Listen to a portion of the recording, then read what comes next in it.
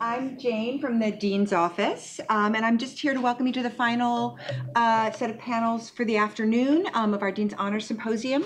I'm supposed to say that the students in the symposium come from different years and different disciplines. They do come from, in this case, from different disciplines, not from different years. They're both graduating.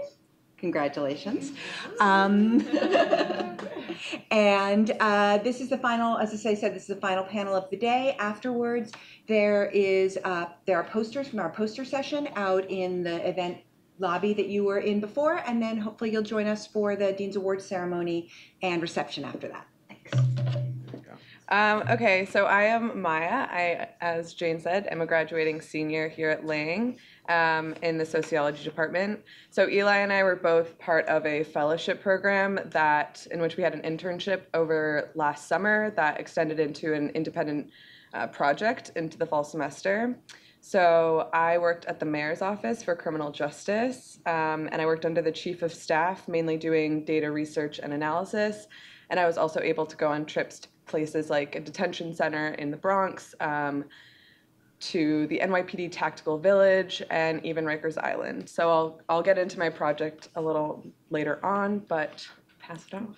I'm Eli. I'm also a senior here at Lang in the politics department with a minor in capitalism studies. And as Maya said, we were both involved in the same fellowship. I interned for the Center for Court Innovation, which is a criminal justice reform agency located in New York. I'll get into what they do a little bit more later on, but one of the primary functions that they serve is running various operating programs throughout the city, those being community courts and justice centers. So I was able to see how those different institutions operated and how they worked with the communities they were within. So we want to begin by doing a little bit of an interactive moment here and get any ideas or terms that come to mind when you hear the term criminal justice or the criminal justice system. What notions come to mind, words, anything? Just shout them out. Prisons. Oxymoron. All right. Anything else? Well, exactly. So a definition that we've been working with for the criminal justice system is, in the United States, the criminal justice system is the intersection of legislation, adjudication, and corrections. The goal of the criminal justice system is to maintain the rule of law within society, the deterrence and mitigation of crime. So when we hear these negative connotations, it may initially lead us to believe that the system in place is failing, but in fact it's the exact opposite. The criminal justice system we have in place is working and is designed to function in this manner and is succeeding in doing so. So this one might be a little bit trickier, but does anything come to mind when you hear the term transformative justice? Totally fine. So, again, we came up with a definition that's synthesized from different projects and campaigns. So in general, transformative justice is a grassroots concept that focuses mainly on personal, community, and systematic accountability. And again, while transformative justice can come from many different fields, for the purpose of our own and similar projects, it means looking at the several societal and political structures that uphold the prison industrial complex. So these include, but are absolutely not limited to, injustices in school systems, policing, the war on drugs and poverty, and of course, the fallacy of living in post-racial America. So transformative justice aims to replace criminal justice with a movement that instead focuses on all facets of society and makes sure this is done in an equitable fashion. And we want to make it clear that our purpose with this panel is not to suggest that community leadership is the right or wrong method to dismantle these oppressive systems, but rather to emphasize that there is a call for it. We do not think it's necessarily the responsibilities of communities to protect themselves, but more that this system is working and in doing so is failing to accomplish what these community efforts are aiming to do. So we're going to move on to a bit of data and statistics here.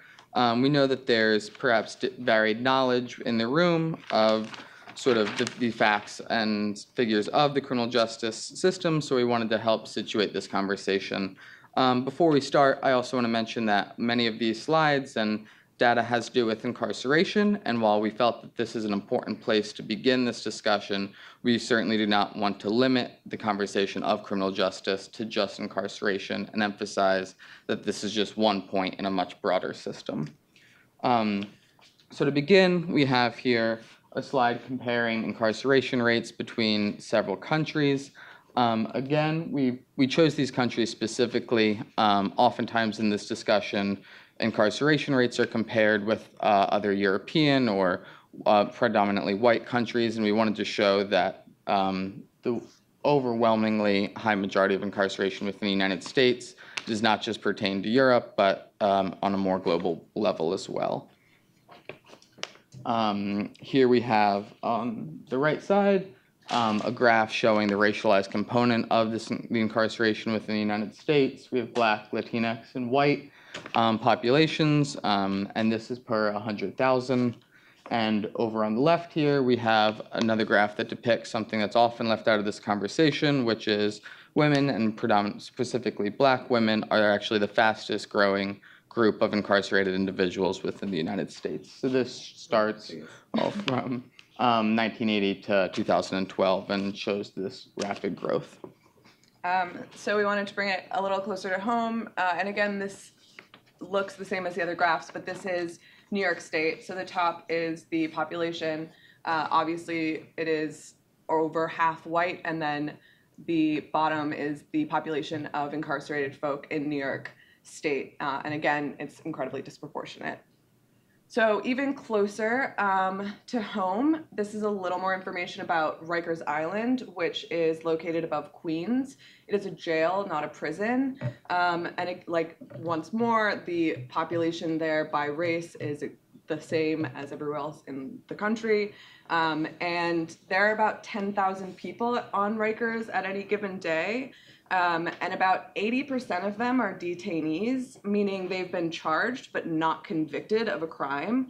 And so the remainder have been city sentenced, so a sentence that's too short to spend in prison, or they've decided that it's best to do in jail. But that means that about 8,000 people on Rikers every day have not been convicted. They're waiting for a court date in jail. And the average length of stay is 176 days. So that's, on average, people are waiting for 6 months for their next court date. Yep.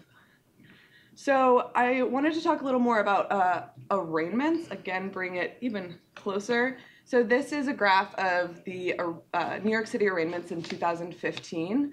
Over half are Class A misdemeanors, and then 3 out of 4 are misdemeanors in general, and another 10% are violation and infractions, which is the lowest level of crime. So that leaves only about 15% are felonies, the higher types of crime.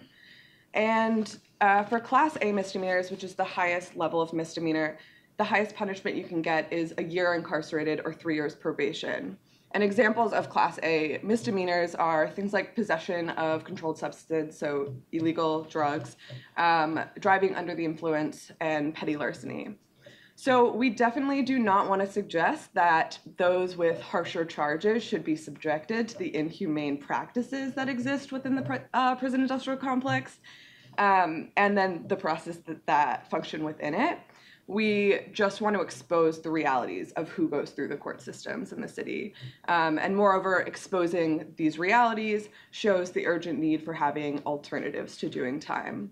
And this exemplifies broken windows policy. So broken windows is the idea that if the state tackles smaller offenses, it will decrease the number of major violent crimes. But in fact, since the re-implementation of broken windows in New York, those numbers have barely changed, and in some years have even gone up.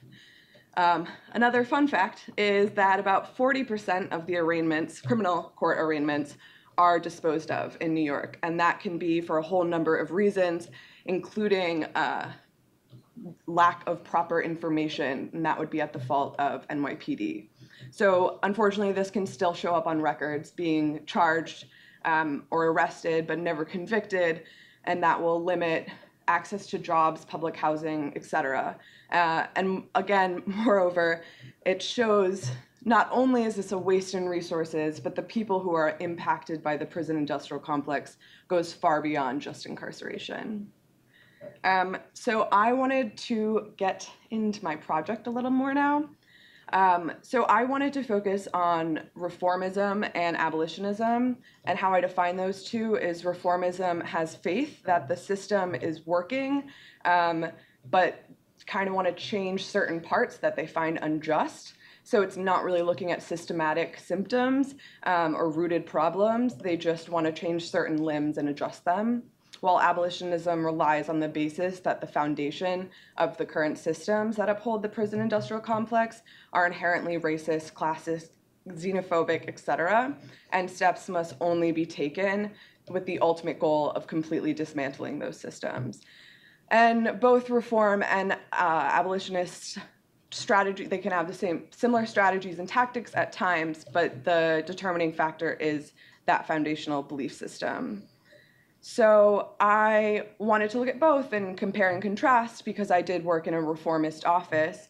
But when I started doing research, I found that there wasn't a lot, especially based in New York City, around abolition work, abolition theory. So I wanted to make life easy for myself and just focus on abolitionism.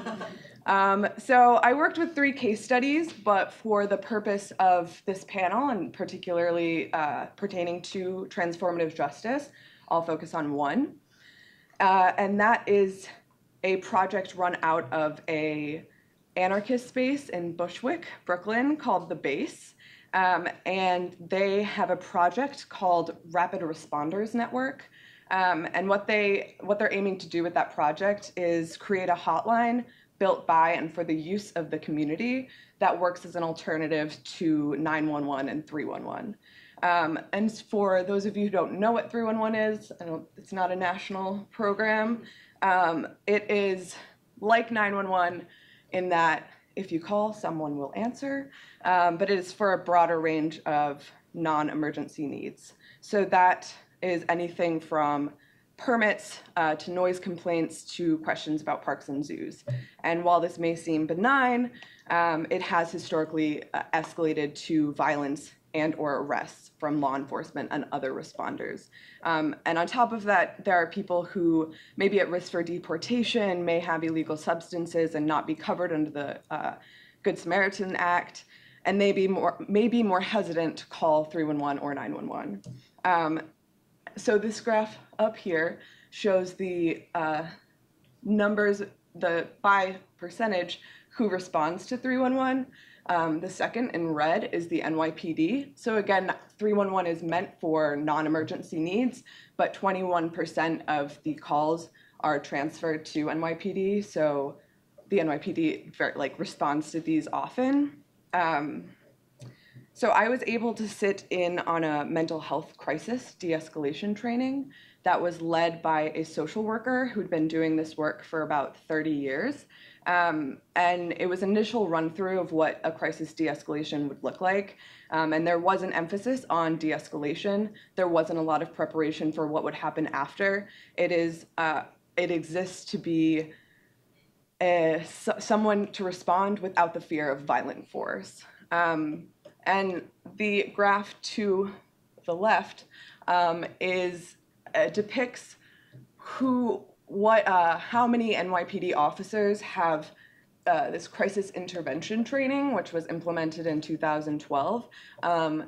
It's only about 10%, so 5,000 officers out of 46,000 NYPD officers in the city, and that is the largest amount nationally. So another project that was run out of the Rapid Responders Network was having a support system in place for those who might be directly targeted by ICE or at risk for ICE raids. And that included having an escape route if ICE was at your door, knowing your rights if ICE is at your door, and other protective measures. So like any project, there are limitations to this. I think first and foremost, the biggest limitation is that this project is located in Bushwick, which is a extremely gentrified neighborhood. And generally speaking, this means that there was has been and is continuing to be a major influx of white residents, making its residents from all over the country and even world. And that means that this effort that is meant to be by and for the community is not necessarily run by the community. And also the long-term residents are mostly Latinx communities who are more at risk for being targeted.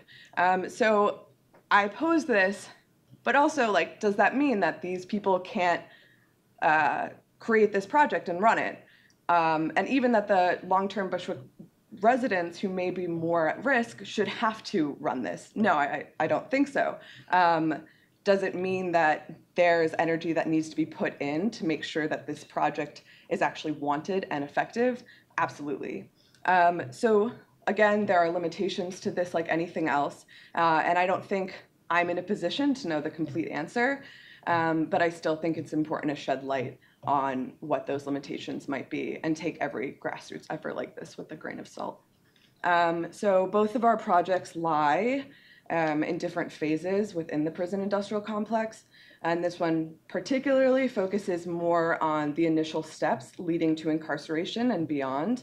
And I think, again, that's what transformative justice is looking at all facets, all steps with preventative measures. And I think the complex begins with systematically perpetuated inequities, but soon thereafter are seemingly banal practices like calling 311 and 911. And as we've stated, we are not promoting nor demoting these efforts as the best way to tackle the prison industrial complex and other oppressive systems. Rather, again, we're pointing out that there's a huge call for non-state agencies around the city to intervene and dismantle them. So I'll go into my project a little bit here. Before I do so, I want to sort of position myself within my research and how I came about it. So as I mentioned, I interned for the Center for Court Innovation, which actually led to a second internship at Brooklyn Justice Initiatives, which is one of the operating programs ran by the center.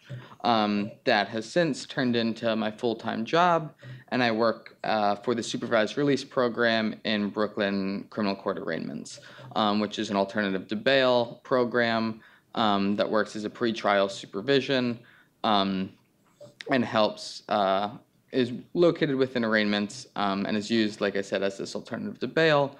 So people are home within their communities during the remainder of their trials or court cases.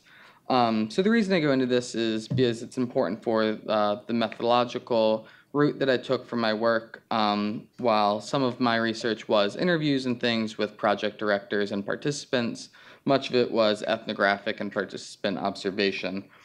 So one of the things that I was able to do during my internships at the center was visit a lot of these different operating programs and participate in some of the programs and actions that they were doing. So to begin, I'll start laying out what a community court and a justice center are. A community court is a neighborhood-focused court that applies a problem-solving approach to local crime and safety concerns. So that's the definition that's put out by the center, who is one of the largest institutions that is running these community courts. So the important point here is this idea of problem-solving approach. What that means is looking at the underlying issues of crime. So rather than just dealing with the crime when it happens as an isolated situation, looking at the root of that crime and what has led that to be caused, and looking at this instance not in a vacuum. So an example of a community court in New York is the Midtown Community Court, which is actually one of sort of the oldest and first community courts within the country. And Midtown mainly deals with the crime that is seen within that neighborhood. So it's located near Times Square and is largely dealing with things like petty larceny, vandalism, things like that. So that sort of gives a sense of what a community court is. Now, a justice center is going a step further than this. While a community court is typically a part of a justice center and seeing court functions and things like that is involved, it's looking at the community in a much broader sense and is really trying to build a relationship with the community.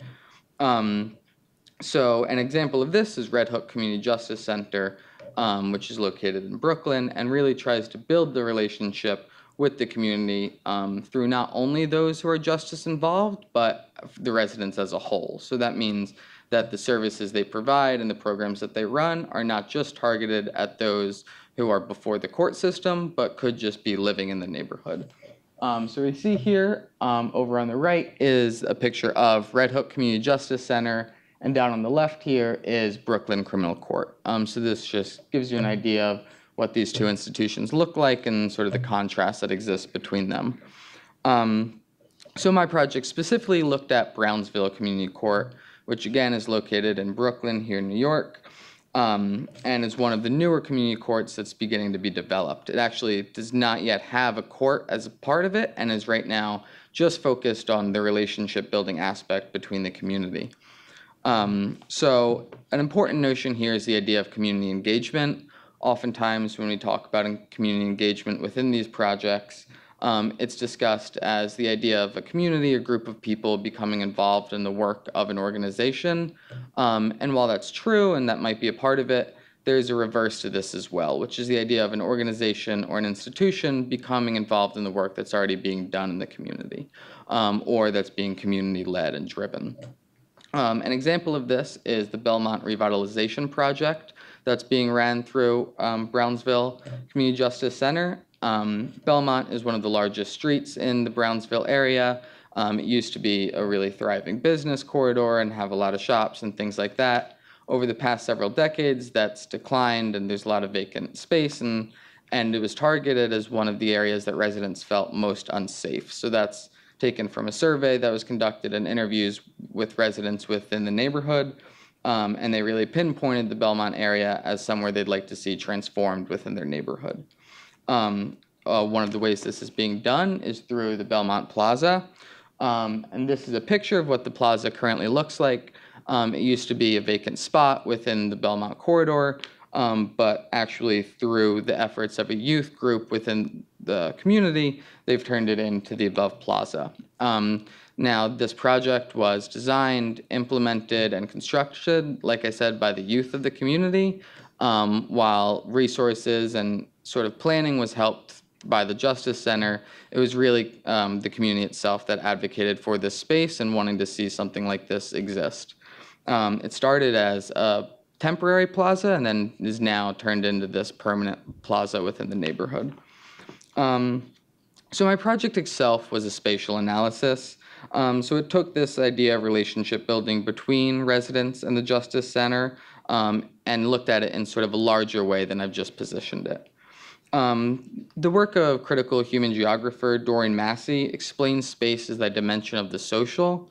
And I argue that if we're able to think about space as this dimension of the social, we're able to really see the workings of the relationships that exist within a geographical location.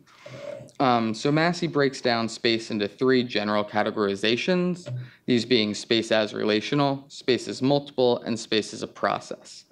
What these three categorizations are doing is establishing a larger network of a relational politics. So what that means is that the spatial creation and the existing of space has to do with the relational interactions that are happening within it.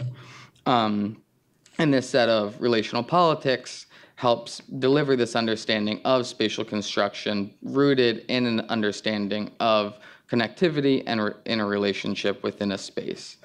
So what I see this doing is allowing us to realize the impact of this community justice center in a more deeper and impactful way. I believe that the Justice Center is not only changing the spatiality of the neighborhood through the projects that it's employing, but more specifically through the relationships that are being built. So we can see that this spatial analysis is an example of a network being constructed. As you know, our project is called Community Networks, the Call for Transformative Justice. And we can see how this spatiality is a form of network construction or network creation. As we've stated, incarceration is just one end result of the criminal justice system, and it is one moment in a much wider set of processes. Transformative justice reshapes the way we look at these concerns and helps create alternative understandings for how we address them at all points of intersection. So this idea of relationship building within the community and changing that spatiality is a form of a network being constructed through the implementation of transformative justice. Again, there's questions to be asked and hesitations that are prevalent here. The idea of a largely white organization like the Center for Court Innovation going into a predominantly black neighborhood that has a history of disenfranchisement with the criminal justice system is certainly questionable. How these relationships are built and the power relations at play are certainly something to consider and recognize within this discussion. Similar to Maya, I don't necessarily have the answers to this right now, and my position is not to state whether it's right or wrong, but rather to recognize within the discussion. So we wanted to end on a current issue, and that is the future of Rikers.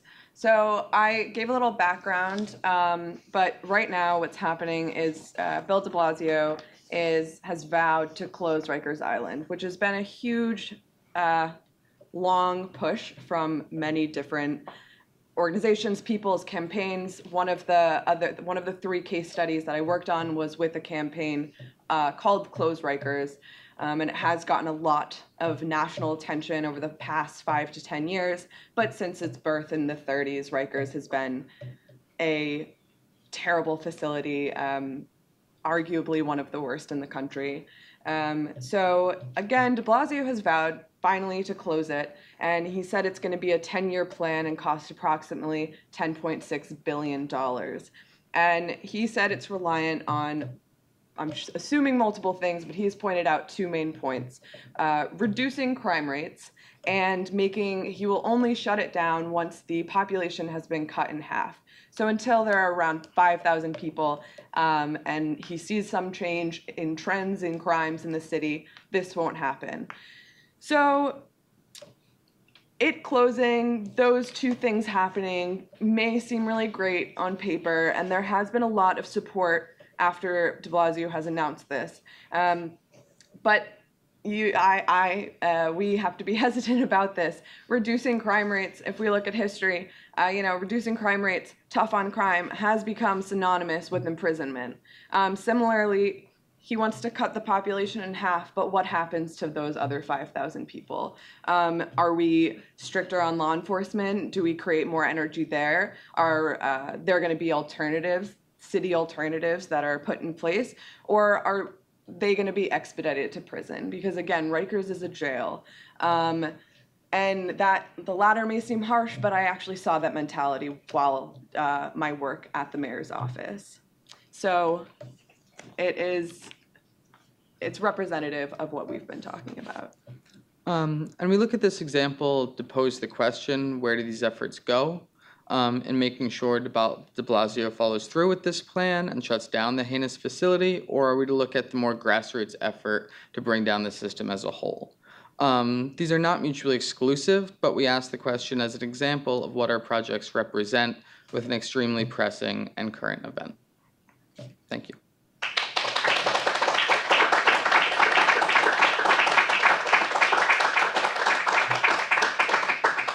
So there is ample time for questions. Please ask anything. Yes. I'm curious, that project in Bushwick. Mm-hmm. One, did you sort of track the success of it? I've been trying to. I did, finals struck and I fell off towards the end of the semester, and they haven't had a lot of events. I will be honest, I think it's a really important and really great idea. There were so many problems with it when I was in the trainings. It was just in such initial steps. It is a really ambitious project, and it doesn't seem like it's taken off. There hasn't been a lot of press around it from their website, from Facebook events. But again, it was something, the space itself is not, it's just a space for people to get together. Many different organizations do workshops there. I've gone to different talks there. So it may just kind of lulled for a while and pick up. I don't know. Being transparent, I should have followed through more. But again, I wasn't able to find in the past couple months much information on it. So I think for the purpose of this, I was wary of talking about it because of that reason. But I think the idea, and again, the call for this to be a project is the point that I'm trying to make, if that answers that. Did the elected officials support it locally? No. The project? No. But it's actually really, if anybody's more interested in the 311, it's automatically recorded who calls, where the call is coming from, and who responds and why. And so there's this huge map of data, and I tried to do a lot of synthesis of it. That's where I came up with the graph. But 311 is quite it's put in place so those who are calling 911 for non-emergency needs are met, right? Because there's so many people who have so many questions, which is real. But a story that I was told in that training was of a woman who was having a mental health crisis, and her partner called 911, and there was a responder. And of course, it's a high-stress situation, and one thing led to another, and she was shot and killed by an officer. And another, I forgot to put, this is my favorite little tidbit. So the Tactical Village is in Bronx, and it's where the firearm training is. Anybody have any idea how long the firearm training is for new officers? Shout out numbers. 3 months. Yeah, keep them coming. Anybody? 15 days. So it's 15 days for officers that is how long they have, and then once, I'm going to be generous, I think maybe twice a year they have to do it, go back in, kind of like getting an eye exam again to for your license. So especially rookie cops who show up to a high stress, like any situation like that. But especially with something like a mental health crisis, if you have any kind of training of de-escalation, it's cops don't know what to do. I'm not excusing them, but they have no training. Definitely not a cop apologist. Put that out there.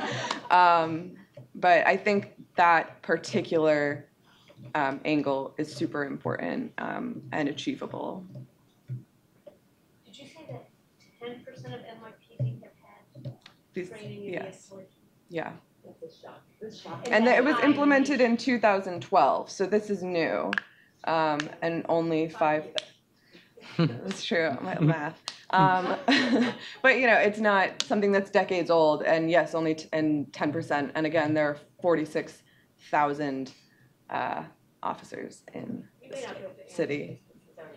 Yeah. I recently passed a demonstration of NYPD officers, and they were holding signs that said, "We used to look like this." It was all white male NYPDs, and we used to be the highest paid force in the nation, and now we look like this, a very diverse police force, and now we're paid at a percentage. So I haven't looked it up, but maybe we have some facts. They were clearly making an argument that they are not well paid, and they have a very diverse police force while losing salary parity. I have not heard anything about that, but Yeah, I was just curious. wow. Where was that? They were doing a demonstration like that, standing there with their signs. Yeah.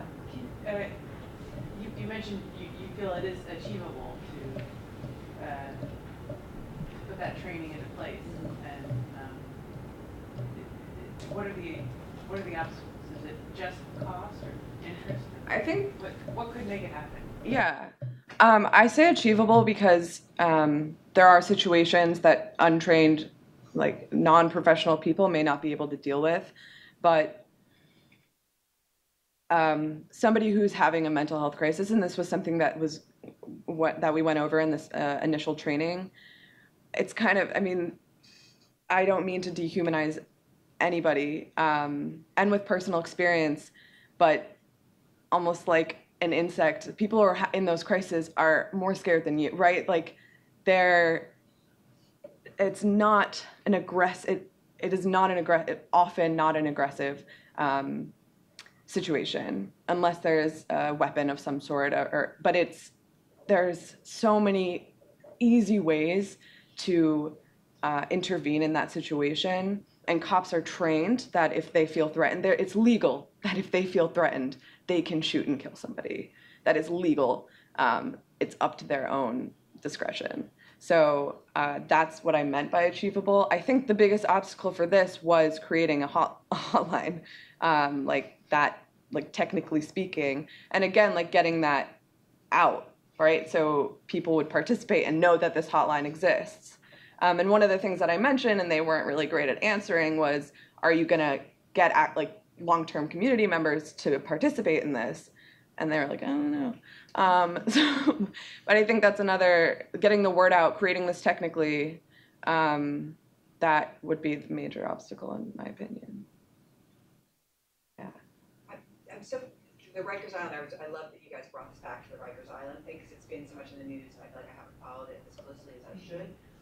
In terms of alternative models that say like the transformative justice community across the spectrum might offer, what would be alternatives to the de Blasio plan, which is this very sort of slow, dripping plan?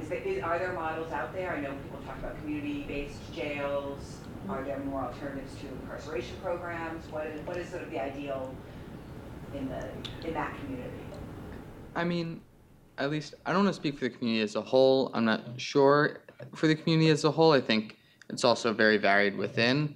I mean, I think in terms of achieving the goal of shutting down Rikers specifically, I think a lot of that has to do with alternatives to incarceration, well, more specifically alternatives to detention, which is also being advocated for by de Blasio. But another option that's widely talked about too, and in this case specifically, is community detention centers. So there is already some. Rikers is not the only detention center within New York specifically. Almost every borough does have their own detention center. But there is a push to be opening more localized detention centers, similar to community courts, you could say. I mean, in terms of from a more transformative justice point of view, I know, at least I would advocate for more alternatives to detentions. I mean, that's definitely a very reformist position in itself, but I mean, you know, I work for a Supervised Release program, which is one of the ones that de Blasio named in setting up these alternatives to incarceration or detention, so populations aren't going into detention centers to begin with. Well, when you saw that one of those first graphs you guys put up there about what kinds of different, you know, crimes people are going in for, you can see the opportunity for alternatives. Right. I mean, that's, I think people who really don't have a large concept of what the prison industrial complex means in the United States always have that initial question of like, well, what about the like heinous murders? And that's just not, again, I don't think anybody should be going through the American prison system. I really don't, and that's my personal opinion. But I think if we kind of got out of the way these much more minor infractions, like they are infractions. I mean, there's so many different alternatives to these things. I mean, there's, you know, legalizing drugs for the first, you know, there's so many other things we can do to focus on maybe things that do require more extreme measures. Maybe I wouldn't say punishment, maybe time away from society. I don't have the answer. But I think, and also in New York, one of the things that came up a lot while I was in the mayor's office is simply that case processing is so slow. The technology is like decades old. People are in Rikers for 6 months. They're not doing time. They're waiting for a court date. There's so many small steps that need to be worked out to like get into the actual problems. I mean, that's one theory, and then there's also kind of like go from the under and just like kill the whole system. Yeah. Can you talk a little bit about the supervised and release program and what that is? And then I looked a little bit at Red Hook Community Justice. And do they do mediation as well, or like what are their other kinds of approaches? Yeah. So to take a step back, so supervised release program is now in every borough, and it's one organization runs it. The Center for Court Innovation operates it in Bronx, Brooklyn, Staten Island, and then Queens and Manhattan are a different organization. But it's an alternative to bail, so meaning that when someone is arraigned, the typical options are that person is released on their own recognizance, ROR, which just means they go home and come back on their next court date, or bail is set. So they need to post that bail to be able to go home. And supervised release is sort of a third option for judges that are not willing to release someone on their own, but they can be entered in the supervised release program, which means that they check in with a social worker on a regular basis throughout the remainder of their case, and are at home. And there's different levels of supervision and what that looks like. But the idea is that they're just keeping in contact and checking in and meeting with the social worker and making sure they make it to the next court date. There are services that are provided and more in-depth things and a lot of voluntary referrals, but those aspects aren't mandatory and are just voluntary if the client would like more services and things like that. So that's what the supervised release program is. And like I said, so that's ran out of centralized court buildings. So Brooklyn Criminal Court, Manhattan, that's not being ran through community justice centers and community courts because there isn't necessarily a need for that there.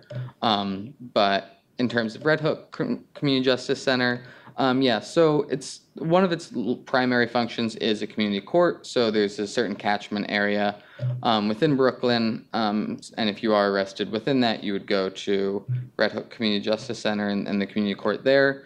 But the other aspect of this is they provide a lot of in-house sort of alternatives to incarceration and alternative to detention. So specifically, they have a peacemaking program, which is really interesting, which is in points of conflict. They bring both parties in if both parties consent and have sort of a peacemaking mediation session. And you might be sentenced to 3 sessions of a peacemaking session or something like that. So that's, and they have others alternatives as well, and as well as provide a wider range of services just for residents as a whole. But yeah, so that's, Red Hook's really interesting. It was one of the initial justice centers. It was the first to sort of adopt this model, and now it's been picked up and used throughout the country. But it's really interesting the way it works, and it's interesting to see the differences between Red Hook and somewhere like Midtown Community Court, which is really just a community court. So it does provide alternatives and services, but nowhere near like Red Hook. But both of these are operated by the Center for Court Innovation. And how did they get the buy-in from the government to do that and say, yeah, what you say we will agree to? Right. So a big part was Midtown Community Court, actually. So Midtown Community Court started in the mid-'80s, and it was sort of like a trial run where they provided some alternatives, and this was before the Center for Court Innovation, and it was just its own institution, and it proved good results for the city. I mean, there were alternatives in place, and it seemed to be working. So from that model, they've sort of adapted and been able to get more contracts and funding from the city to do these things. So, I mean, but again, that's a really important part to focus on, especially within this discussion of transformative justice, is while these community courts are alternatives, they're still part of the unified court system. They still have court officers that are part of the court officer union. They still are directly ran by the state.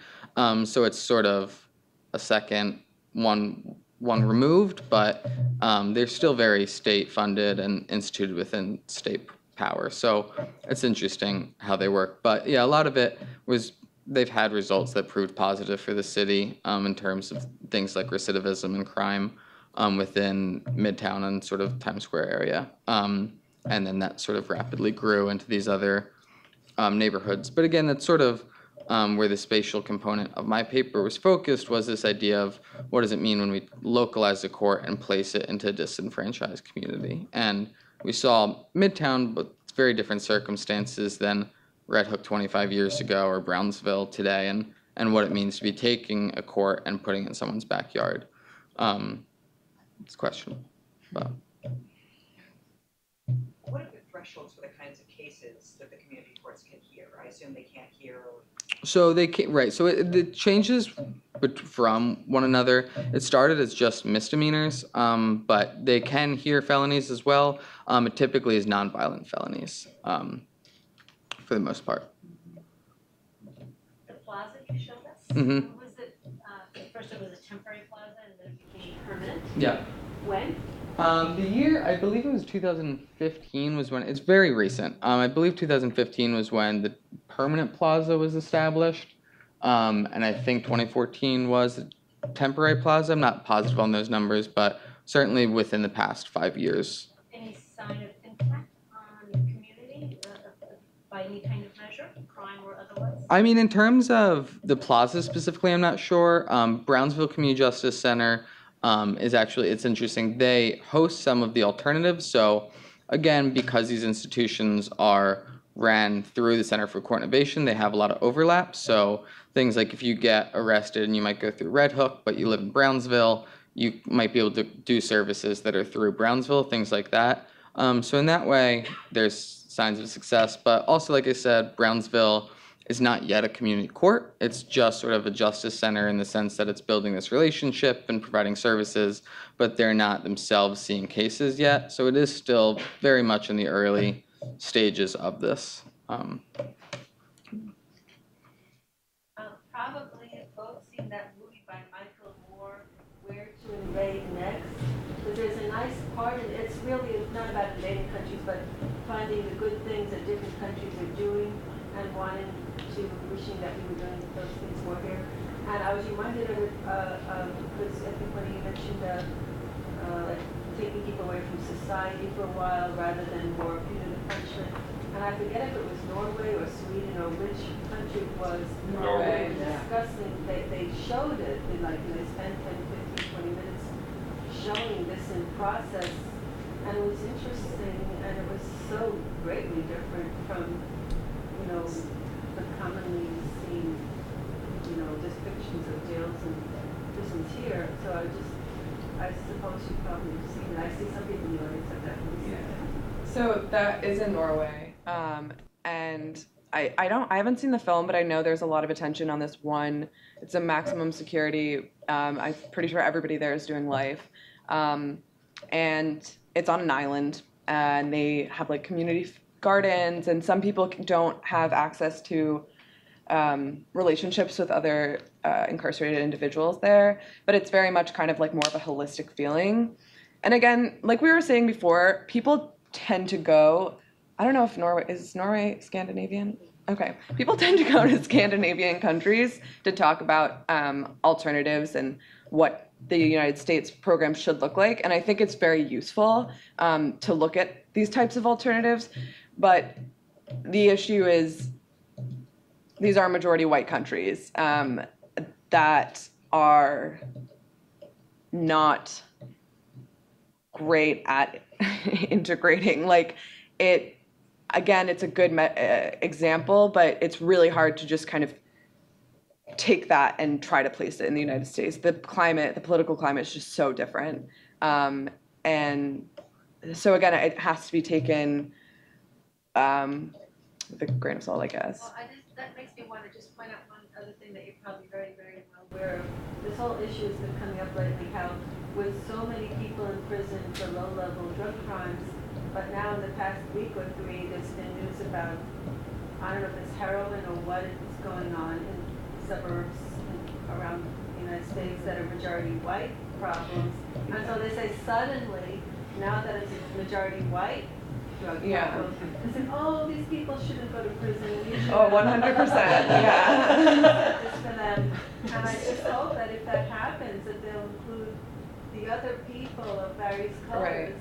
So If it's taking that kind of issue to get people to look at it sympathetically, that I hope that they don't just keep it, oh, well, only if it's that drug. Yeah, no, absolutely. So I hope it- the problem with opiates in the mid-90s, my mom does this work, that's what she does, but it shifted to, instead of illicit drugs like heroin, it shifted to prescription medication, so then it became a white problem, and yeah, now there are way more drug reform strategies and efforts, so it is changing within the prison industrial complexes, of course, because the war on drugs is so much part of it. So you have a great point. I guess if we made everything white, like, we wouldn't have this problem. So yeah, you're right. If they would just let it extend to have that same feeling Yeah. of magnanimity Right. to the other people who are. Right. Well, yeah, I mean, we also make up drug policies so that they specifically target people of color. Right. Like crack, yeah. So it's hard to say just apply it when we are making things up for the incarceration of people of color and other oppressed groups. You guys are at time. Okay. Yeah, thank you.